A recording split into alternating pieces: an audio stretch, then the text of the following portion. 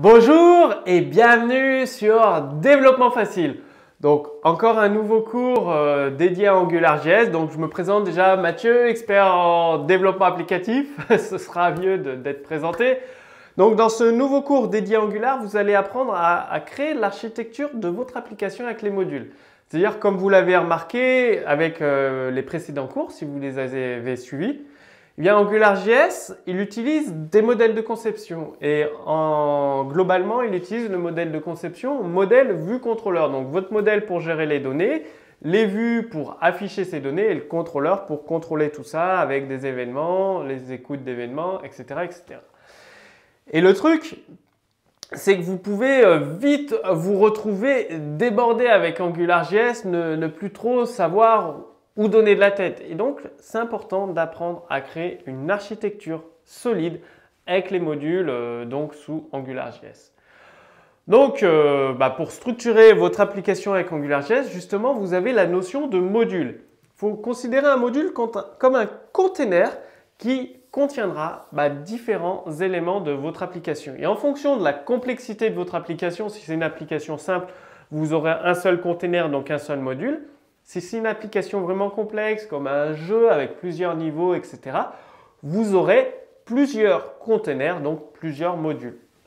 Et chaque module, chaque container contient des contrôleurs, des fils que vous avez vus précédemment, des directives, des services, des constantes.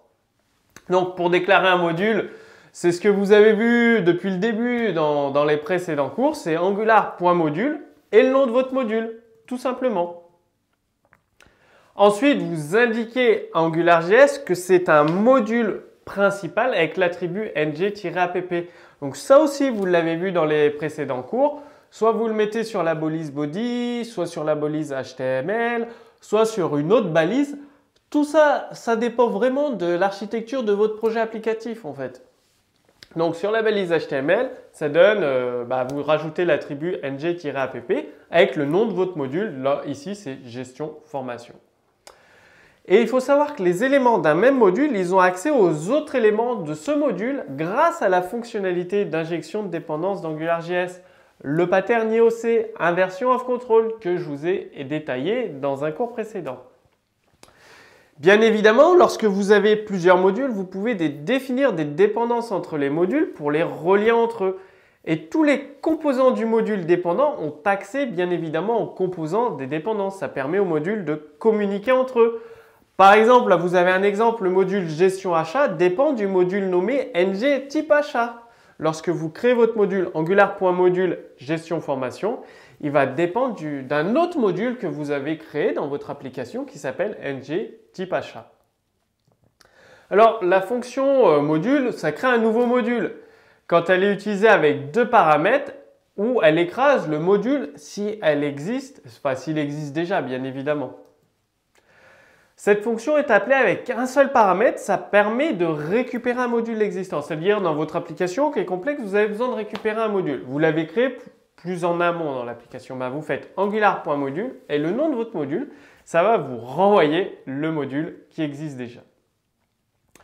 Donc, bien évidemment, un module possède plusieurs méthodes pour déclarer des éléments. Vous pouvez déclarer un contrôleur dans un module avec la méthode contrôleur que vous avez vu aussi. C'est-à-dire, vous récupérez votre instance de module, angular.module gestion de formation, vous récupérez au module, donc dans la variable au module, il y a votre instance du module, et vous faites au module.contrôleur, vous créez votre contrôleur, le nom du contrôleur au contrôleur, c'est ce que vous allez retrouver dans votre code HTML, et votre fonction qui sera appelée, tout simplement. Et en fonction de la complexité de votre application, vous devez déclarer un module ou plusieurs modules. C'est très important pour une application complexe de la diviser en plusieurs containers, donc plusieurs modules. Donc là, vous avez un exemple avec une déclaration de angular.module gestion client qui dépend du module ng type achat. Vous avez un deuxième module gestion formation qui lui aussi dépend du module ng type achat. Alors, comme je vous l'ai dit, pour charger un module, il faut utiliser l'attribut ng-app. Donc ça, vous le savez. Par contre, dans le processus d'initialisation d'une application, AngularJS il configure le module puis il l'exécute. Donc vous pouvez ajouter des actions sur ces deux étapes grâce à deux méthodes. Config pendant la configuration du module et run pendant l'exécution d'un module. Donc là, ça s'affiche à l'écran, c'est-à-dire vous faites module.config et votre fonction pour exécuter des traitements sur votre application justement. Avant l'exécution de votre application, vous définissez une configuration. Donc ça vous permet de modifier certains éléments, bien évidemment. Alors que la méthode run, elle correspond au lancement de votre application. Elle permet d'effectuer un traitement pendant l'exécution d'un module. Donc pareil, vous faites module.run. Alors votre plan d'action, comme d'habitude, vous pouvez télécharger le code source complet sous ce court vidéo. Je vous encourage, c'est vraiment très important de passer à l'action. Vous devez passer à l'action tout de suite, dès maintenant, en reprenant les codes sources que je vous donne, que vous téléchargez et en les adaptant à vos applications. Si vous avez des questions, posez-les directement sous ce court vidéo. L'équipe Développement Facile vous répondra avec grand plaisir, vraiment.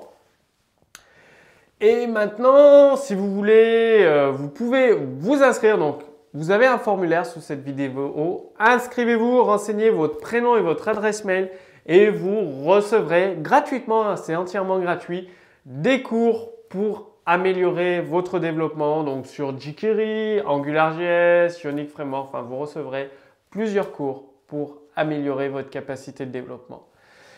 Et si vous voulez aller mais vraiment beaucoup plus loin dans votre expertise et beaucoup plus rapidement, c'est-à-dire en moins de 30 jours, accéder à un niveau de développement élevé, il y a une bannière là juste au-dessus de moi. Il suffit de cliquer dessus, donc une image, vous cliquez dessus, vous serez redirigé dans une deuxième page où je vous explique, c'est-à-dire dans cette deuxième vidéo, toutes les stratégies, les techniques utilisées par les experts.